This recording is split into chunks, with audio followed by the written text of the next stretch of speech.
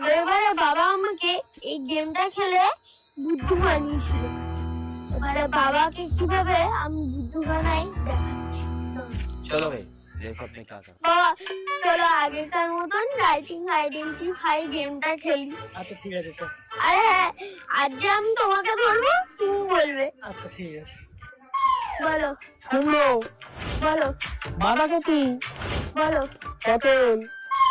আরে বাবাই, তখন থেকে তুই কি বাচ্চাদের মতো প্রশ্ন করছিস?